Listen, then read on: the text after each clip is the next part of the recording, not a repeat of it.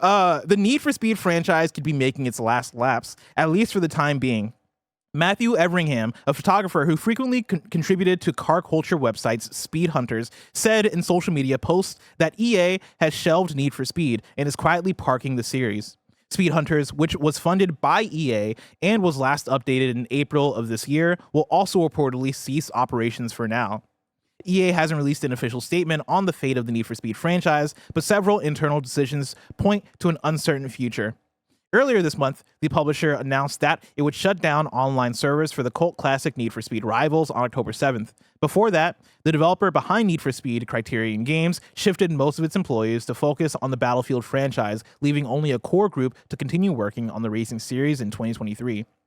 However, Battlefield head Vince Zampella told Eurogamer earlier this year that the rest of the Need for Speed team would be, quote, joining their colleagues working on Battlefield, end quote. Yeah, we knew about this. They're focusing on tentpole revenue-generating games here, and unfortunately that meant a lot of studios that were making maybe the smaller title games or just games that you enjoyed like Need for Speed, we're going to come over and help them with their other games that they deemed more fitting. It's crazy, Bless, to think about Need for Speed maybe, parking in the garage and calling it quits for a little bit, but also at the same time, Bless, I haven't been a Need for Speed kid when I look at this since probably like 2008 with Undercover. I mean, I was there for the Undergrounds, the, Hot Pursuits. But when I look at all these titles from really 2009 onward, right, I probably gave Unbound a chance. Didn't really vibe with it. Didn't love it. Need for Speed Heat. There's just a lot of titles here between 2022 and 8 here. This is what I'll say. Yeah. Is that EA just stopped trying with Need for Speed. Like, Need for Speed Unbound was kind of cool. Because that was the last one, right? That was the most recent That was Need the for last Speed. one, yeah. If you remember, that game came out and had like these cool like little anime flourishes that they would have and like the graphics package and stuff. And like it had almost like an underground feel of, you're driving around the world and you're getting into races and you're building up your cred and all this shit, right? That game was fun. It wasn't like fantastic or anything, but it was cool. They didn't announce that game until like a month before it released, and it released in December. Do you remember this? This is like, it kept being rumored throughout the year of like EA's work on a Need for Speed. And then we got late into the year and it's like, well, there's no way. And then, they announced it and released it. And it felt like they just shat it out.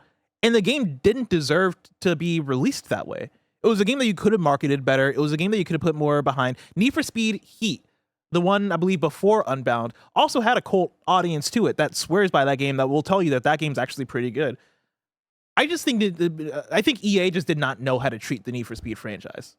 Maybe they didn't. Maybe they did. I think the issue is we're living in a Forza Horizon world where that dominates the spot. Sure. And then on top of that, like the racing car culture world in video games is already super small. And on top of that, you already have juggernauts that are kind of running it right now, especially with the boom of F1 globally. That has become a hot title that people want to play. The Gran Turismos are still going to sell. We just saw Microsoft really cut half of Forza Motorsport over there with that team, and now it's clearly just going to be Forza Are cars Horizon. not doing it anymore? I think with cars. I think cars. I thought cars were the safe bet.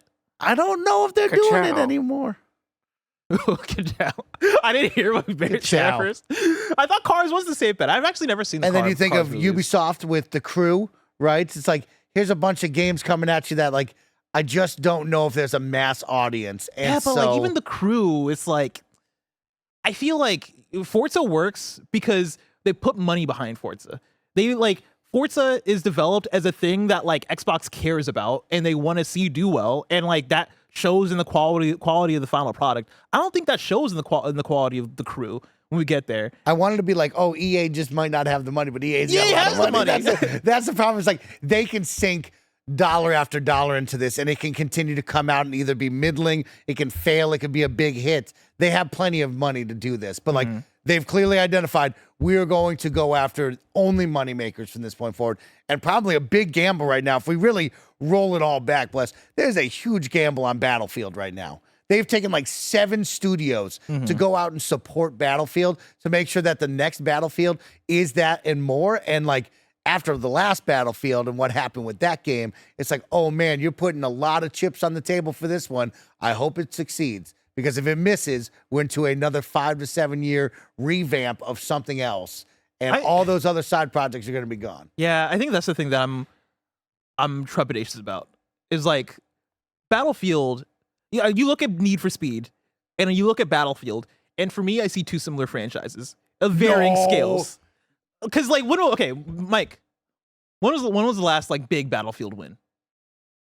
Well, I mean, you have the juggernaut that was Battlefield 4, then you go into Hardline, then you go into 1 and 5. Yeah. And so, like, it has to be that 1 right there. Then they mess up. They win double World War. You don't do that. You always go World War, then you go back to, modern. present day. Yeah, modern. Yeah. Thank you. Futuristic. Yeah, so, like, they win double on that. You don't go double. Battlefield 1 was the last one I remember people being hot for. Yeah, 1 I think was the one, right? Like, well, before that you would have said Battlefield 4, which came out like around 4, launch of 3, PS4 and Xbox One, right? Like, but I feel like but out of 5 Battlefields that have come out in the last decade and a couple years, right? Like, we're talking about 2 of them coming out and being pretty good. And the last one being pretty good was literally 9 years ago, I think, coming out a month after I started working in this industry. Well, the catch is like, insane. in that time, since then, let's just go back to Battlefield 1, since 2016. Yeah. You've had 1, 2, 3, 4, 5, 6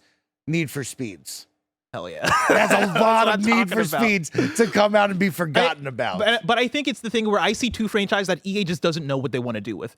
And obviously with this new Battlefield, EA is trying to lock in, and they're like, all right, everybody's on Battlefield now. We're all just doing Battlefield. But I don't have the faith that like the world wants Battlefield that bad right now. Yeah, I but think they're Call looking of at Duty, the Fortnite market and Call of Duty, and they're going, okay, well, we need to be in the shooter genre. We need the shooter because the shooter market is way bigger than the racing market. But you have Apex.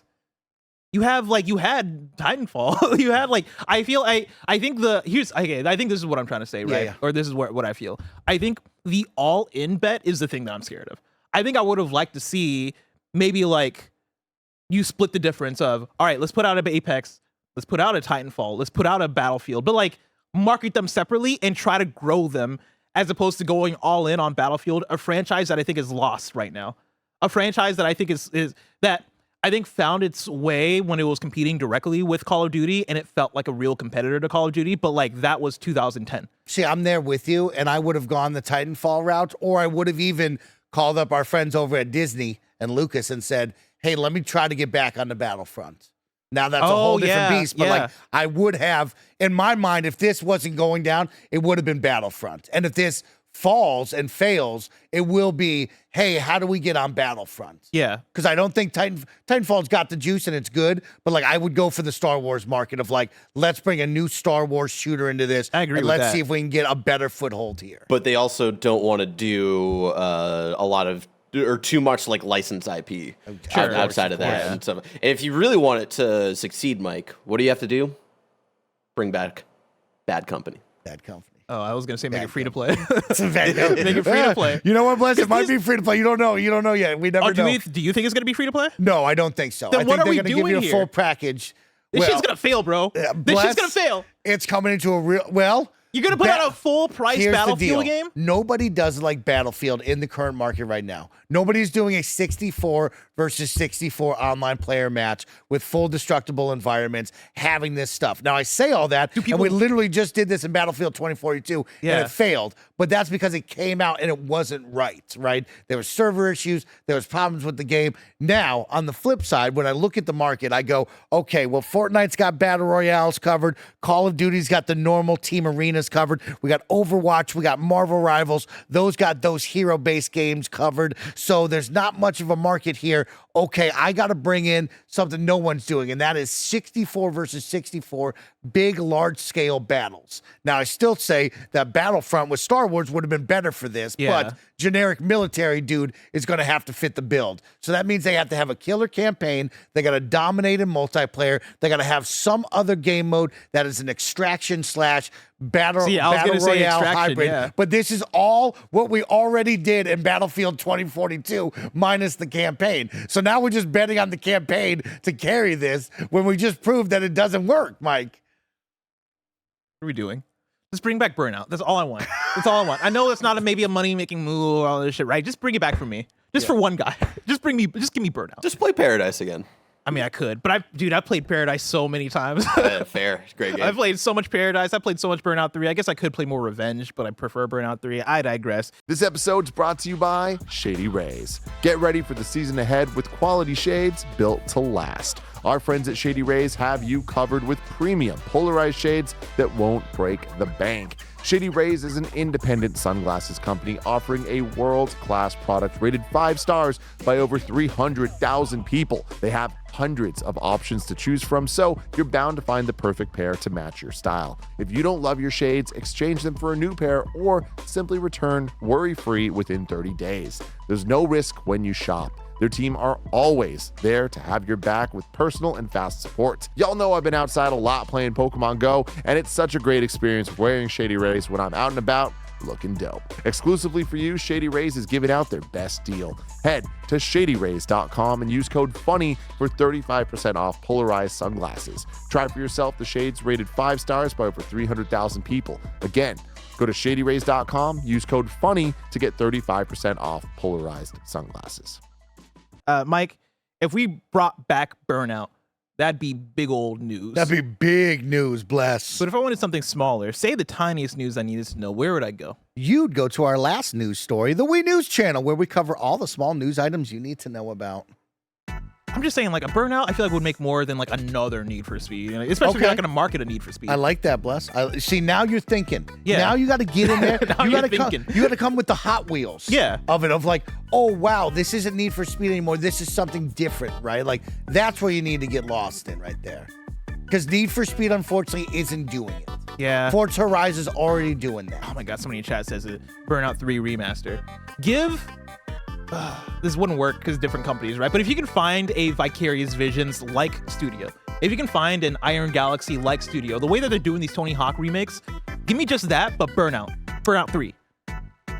3 plus Revenge. Story number 7 is Wii news from Video Games Chronicle. Speaking of Tony Hawk, Tony Hawk's Pro Skater 3+4 locks a SpongeBob SquarePants Easter egg behind the $70 deluxe edition of the game. The THPS series has a long history of pop culture Easter eggs, and the newest pair of remakes is no exception. However, players have now found out that several Easter eggs are locked behind the deluxe version of the game. On the Skater Island level, there's a hidden area that pays tribute to the Nickelodeon cartoon SpongeBob. However, the Nickelodeon branding in these areas is locked behind the deluxe edition of the game. Mike, you want to know what happens if you go there without the deluxe edition? It's an empty pirate ship? It's an empty fucking pirate ship. Fuck off. So, Well, wasn't that what it was in the original version? Probably. Yeah. But like you're hiding an Easter egg behind a fucking $70 version of That's the thing? insane. Like I get characters, you know, like I think this article mentions like the Doom guy and stuff like that. If you want stuff that's like actually like, I don't know, quote unquote valuable in terms of like how you can play or what your character is and stuff, but like you're talking about like a 10-second Easter egg. I will say What? intrusive Wombat in chat says incorrect. I paid for the standard edition and still got into that area. did it have no? But the catch is it just an empty pirate ship? Oh, yeah. Or does it have the hidden Is it Easter eggs? SpongeBob? You have to remember that. That's the difference. Is you can get into the area, but they're saying it's an empty pirate ship. If you paid, that pirate ship would then have the SpongeBob Easter eggs. is what Yeah. it says. Here's one I want to bring up really quick. DQ Roman over on TikTok, love this guy. Watch a lot of his content. Brought up a great one of like a lot of companies are losing the vision of what is a like hidden earnable and like me paying for stuff. Because Yes. a lot of Oh, these yeah. cool secret unlockables have been a lost art where like that back in the day where you'd unlock Doom Guy, as he brings up, was a fun one. It was a wow factor. Now I have to pay for that. I have to pay for songs. That's ridiculous. So like We're paying, wait, pay for there's songs? additional songs in there if you pay. It's just like the Doom soundtrack. Yeah. Oh, okay. And so I'll it's let like that slide. Yeah. that shit is like we're losing our way when it comes to microtransactions and just fun like cute unlockables in the game. Yeah. And so we gotta, especially with Tony Hawk, we gotta find a better way with that. Give me a kiss. Someone Shout out else to in DQ chat says, Roman. can also confirm I'm on Game Pass and have the Easter egg. Because I assume Game Pass only gives you the like basic version. In the article, they also mentioned, the Game Pass or standard, which is interesting. I wonder what's going on with that then. I gave him like $14 so I could play the game early. Jesus Christ, Mike. Did you actually play it We early? get codes. I forgot the request. Jesus fuck. Did you actually play it early? Yeah, I played it early. I played all of 4. I'm bad at that game. There's a lost art to Tony Hawk that I lost a long time ago. I feel like if you don't keep up with your Tony Hawk skills or really devote yourself to it, you'll never really hit in the combos and the wombos like you but should. I love getting back That's why I into it. became a skate guy, is because skate, to me, felt more like I could pick up and play. I could hit that sick nose blunt down a 14-stair rail and call it good enough. Tony Hawk, it's like, oh, Mike, you suck. And they taught me I suck. I want to say two things. Firstly, I keep having this issue where my save data doesn't make it to the different device. Like I played on my Steam Deck throughout the review. I couldn't the save for some reason wouldn't make it to my PC, and then I lost Your cloud file. my cloud file. And then like something happened when they finally, I assume they finally synced it, but it erased my data. You have to remember that a lot of the times on the early stuff, when like you're pressed and you're doing it before, sometimes the cloud data isn't enabled But yet. usually you can tell that it's not enabled because it won't show you saw the it. thing. Oh. Here, it said my cloud data had synced. And so I don't know what that was. But anyway, my data got erased on my Steam. So I played it again. And then also I streamed it here where I played it. For some reason, that data didn't make it to my home PS5. And so I've done the campaign for Tony Hawk 3 like 4 times in the last week. But no, don't say oh no, because I love it every time. It's been a blast every single time. fucking time. I fucking love Tony Hawk Pro Skater 3. I forgot how much I love this game. I was trying to save the painter over at the docks, and you got to grind this ball, unlock the rope on the ball, but then you got to line yourself off and kind of bounce off the ball to go roll into the shark. Couldn't do it. You know what I mean? Yeah. Everybody's like, you got to like no bone it. And I'm like, I can't no bone this Got a thing. No bone boneless? You mean you got a boneless it? Is that what you're trying to say? No bone. We call it no I'm bone. trying to Les. no bone this ball right Frab now. Gaming says, I didn't see the Easter egg when I went into the ocean. I'm on PS5 Basic Edition. We gotta get to the bottom of this because there's a weird mystery going on with this shit. Yeah. The second thing I wanted to say about Tony Hawk is that I've been getting a lot of Tony Hawk TikToks, and I'll look at the comments, and a really fascinating thing is happening. There are so many people that are mad at Tony Hawk, not the person, the Mad game. at the Hawkman. No, not mad at the Hawk. Okay, mad at you the can't game be mad at the Hawkman. because it's not Skate. I've seen so many comments that are like, the 2-minute run is ruining it. Okay, well, Or we do like, have to cut the time. but I've also seen people like, oh, the grinds are too magnetic and all that. And they're like complaining about things that are inherently Tony Hawk's Pro Skater. And I assume it's kids that grew up with Skate that are now seeing Tony Hawk and being like, yo, what the fuck is this The shit? 2-minute thing is a big contention, though, because 4 wasn't designed around 2-minute runs. 4 was you go around these like kind of bigger areas, go up to people, get missions and stuff like that. But I don't think that's what they're talking about. I'm pretty sure they're just talking about like the things they just don't like Tony Hawk's Pro Skater, because they're complaining about like a list of things that are all like, oh man, like, you know, you're just doing these annoying it was I was watching like a hardcore Tony Hawk player like get a million, all this shit, right? Yeah. And they're like, oh, this shit looks whack or whatever. And I'm like, brother, this is the classic. This is where skating games. This is arcade skateboarding. and Bring they back just Skate, didn't, baby. they weren't vibing with it. They wanted Skate. They want Skate. The people yearn for Skate, bless. It we was yearn so for interesting. it. Let's just boot up Skate 3, Mike. We call. Come on, Barrett. All right, I'm real late in this show, so let's move on with Wii news. Sorry, I'm the one ranting too, so this is That's my fault. fine. Hey, we're ranting. Peak has sold 5 million copies in under a month. Congratulations to that team. Oh my, that's like- Isn't that insane? That's crazy. It's like That- PlayStation first party numbers. That is insane. Congratulations. Fun game as can be. So much fun with your friends. From aggro crab to this. Yeah. Unreal. From what was it? Going under, and No. oh, you're talking about Another No, Crab's not Treasure. Yeah, thank you. Yeah. Thank you. Another Crab's Treasure is crazy. Moving on, this week marks the official launch of the Gaming Foundation. That is gaming spelled GAYMING, a newly established nonprofit organization dedicated to uplifting and empowering the LGBTQ plus games industry workers, aspiring professionals, and players to affect change, celebrate inclusivity, and drive forward representation in games. People can donate to the Gaming Foundation by visiting gamingfoundation.org/donate. That is gaming spelt with a Y. And then lastly, Rexplode joins the Invincible versus roster. Do you think I'll enjoy this Invincible roster? I'm not a big Invincible guy. They have some standout characters because you came back from your preview and it's like they're kind of samey. You enjoy the roster.